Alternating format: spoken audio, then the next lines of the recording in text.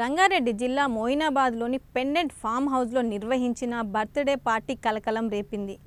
అనుమతి లేకుండా ఆల్కహాల్తో పార్టీ జరుగుతున్నట్లు సమాచారం అందుకున్న ఎస్ఓటీ రాజేంద్రనగర్ పోలీసులు అక్కడికి చేరుకొని తనిఖీలు నిర్వహించారు. ఈ దాడుల్లో 7 విదేశీ మద్యం సీసాలు, హుక్కా పరికరాలను పోలీసులు స్వాధీనం చేసుకున్నారు. ఫామ్ హౌస్లో అనుమతి లేకుండా మద్యం విందు ఏర్పాటు చేశారన్న ఆరోపణలపై ముగ్గురిపై పోలీసులు కేసు నమోదు చేసినట్లు తెలిపారు.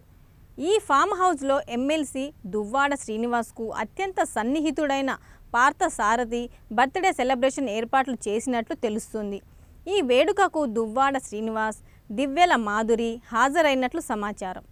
పార్థసారథి పుట్టినరోజు నేపథ్యంలో ప్రత్యేక ఏర్పాట్లు చేసినప్పటికీ అదే రోజు మాధురి బర్త్డే కావడంతో డబల్ సెలబ్రేషన్స్గా ప్లాన్ చేసినట్లు తెలిసింది. మొత్తం 29 మంది అతిథులు పార్టీలో పాల్గొన్నారని పోలీసులు అంచనా వేశారు.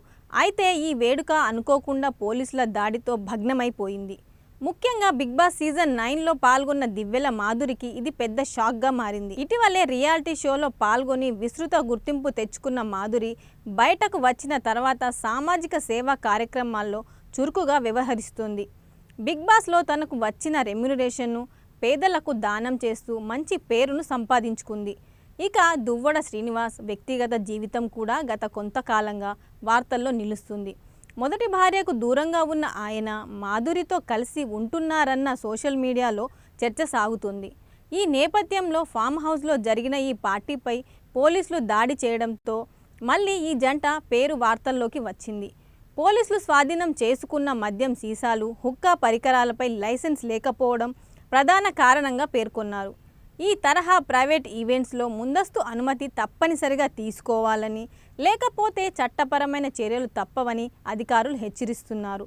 ఈ కేసుల్లో దువ్వాడ శ్రీనివాస్, దివ్యల మాధురి సహా పలువురిని పోలీసులు అదుపులోకి తీసుకున్నట్లుగా సమాచారం.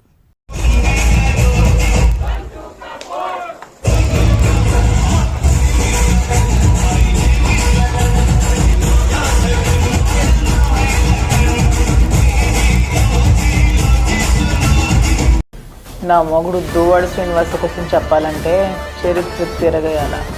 దువ్వాడ శ్రీనివాస్ అంటే బాంబులు సినిమా, యాటం బాంబులు. మళ్ళా కానీ బాంబులు చుట్టాడా ఒక్కొక్కరికి మడతడిపోదు.